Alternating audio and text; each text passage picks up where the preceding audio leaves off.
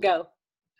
We are back, and we're going to talk today all about navigating food and weight through COVID. This is part one. Part one. Before we start, though, Rita, Yeah. where is someplace in the world you would like to travel and why?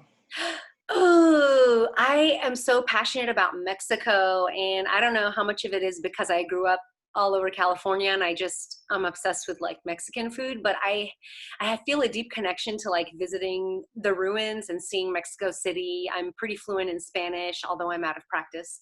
But it comes back to me when I'm in a group of Spaniards or Mexicans, like it's been there all along. So That's yeah, awesome. so I think deep in the heart of Mexico, like the Indian Mexicans. Yeah, that's where my heart is. Cool. Yeah. That'd be You? awesome.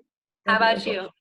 I would love to go to Peru, actually. So Oh, same thing. I minored in Spanish growing up, and I'm obsessed with the Spanish language, and I'm obsessed with Central America. So I would love to travel there, and same thing, like just like hang out with the indigenous tribes and actually yeah. see what it's all about. Oh, yeah, for sure. Yeah, Cool. I would love that. That All is- right.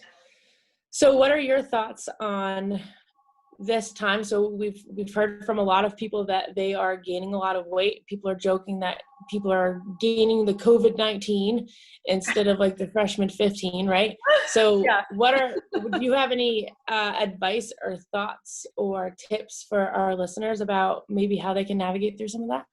Yeah. So, well, there's a lot of reasons why people could be gaining weight during the quarantine. There are the obvious reasons, the inactivity or the poor food choices.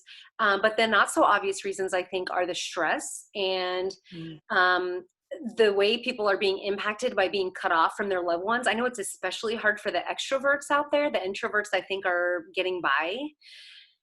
But I think that the stress and the cortisol, the influx of cortisol that happens when we're stressed out impacts us every time we put food in our mouth. So if we're stuck at home and we're feeling depressed and we're feeling stressed and we're eating all the time because we're not on our structured routine that we're used to, then every time you put food in your mouth, I think it's going to not digest well, and it's going to create inflammation, it's going to create puffiness, it's going to create water retention, and it's going to create a whole lot of fat cells that your body's going to cling to.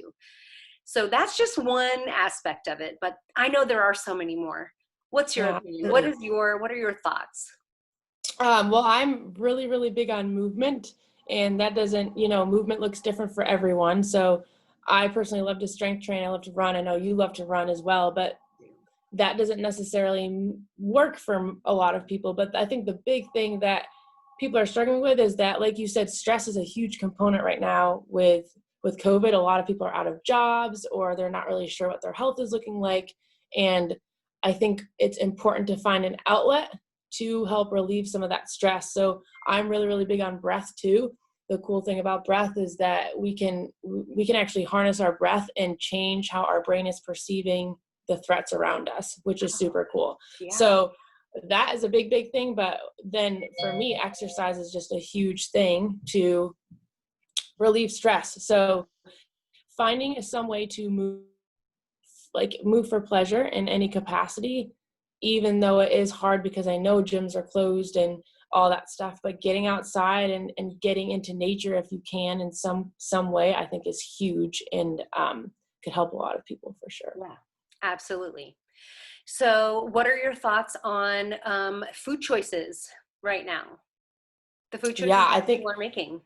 Yeah, I think it's really, really challenging for some people to make the most effective choices when it comes to food, just because, at least in the beginning, there were some limitations when it came to having the capacity to go out and get food, or, maybe they did lose a job. So from a financial aspect, they aren't able to buy the best quality of foods and everything like that. So I think when it comes down to all of that, ideally we are choosing foods that are effective and high quality. But when at the end of the day, that's not necessarily possible, then it's really, really important to kind of mitigate some of those choices that you have to make by working on the stress, like you said, the cortisol levels and all of that, because we can only do what we can with the tools that we have. So if you don't necessarily have the tools to eat as effectively as you can, then how can you mitigate that in some other aspect? Yeah, and I think another great way to keep the stress low is to not feel bad about eating the foods that you do have access to during this stressful time, right? So like if Absolutely. God forbid, if I lost my job or my husband lost his job and we couldn't eat and we had to buy a lot of processed or pre-prepared meals, and if I moped around and felt guilty all about it all the time and felt like, oh, am I eating? I'm gaining weight. Then yeah, my body's going to respond in a stress response, even if I'm not actually feeling like anxious and stressed out, right? Because stress comes in many forms. It's very deceptive, right? Absolutely. So I think your mindset about the food you're eating totally impacts you just as much as what you're eating. Yes, 100%. I love it. 100%. All right, that's the end of part one. We Part will one. continue on with part two next week. Stay tuned. Stay tuned.